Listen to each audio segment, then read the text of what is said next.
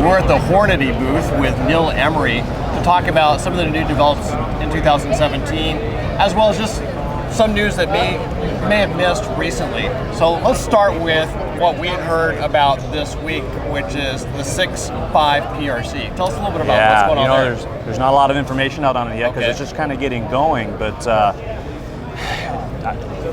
it started mostly as with a lot of the extreme long-range matches and so on, where people are going above the 6.5 Creedmoor class or whatever, if they're shooting further.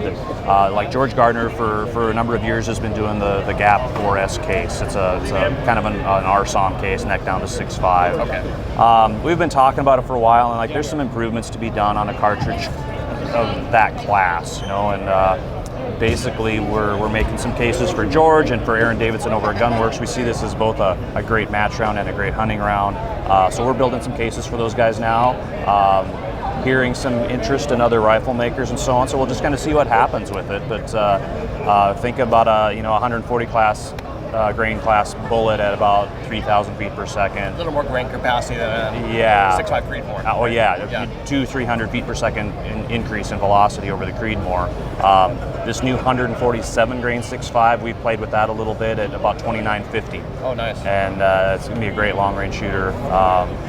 Good barrel life. I mean, George is expecting up to 2,000 rounds on a barrel. And compared to some of the other new 6.5s that are out there, the big super magnums. I mean, that's a night and day difference, of course. So we're excited to see where this one goes. Yeah, absolutely. We're looking forward to hearing more news in the coming months. Now, ELD-X came out last year. Yeah. And you've expanded the product offering there? We did bring a few more out. And when we launched originally, we did a 6.5, a couple 7mm, some 30 cals and so on, and then some match ones as well. But overwhelming majority of calls we got were like, hey, I need one for my 270. We need 270. So we did a 270, 145 grain ELD-X. We also did a lighter weight 7mm, 150 grain, so we could load it in like the 708 and so on. But we did a lot with ELD match bullets this year. And 6.5 in particular, of course, we've got that 147 grain, that real long, sleek bullet that we talked about earlier. And we're doing that in loaded ammo in the Creedmoor as well. But we also brought out a 130 grain ELD match bullet in 6.5. A lot of PRS shooters want that kind of mid-weight one, kind of the best bang for the buck as far as getting your speed and flat trajectory, but still having good, low drag bullets. Right. So you can certainly go lower drag, but you're going to have a heavier bullet. You're going to give up some speed. That's right. That's always that trade-off, and we always kind of weigh those decisions. Exactly. Yeah. So depending on the match, one bullet may work, be more appropriate than another. So we've got a really long list of everything from the 22 cal up to the big heavy 30s in this new ELD match line. So a lot of expansion there.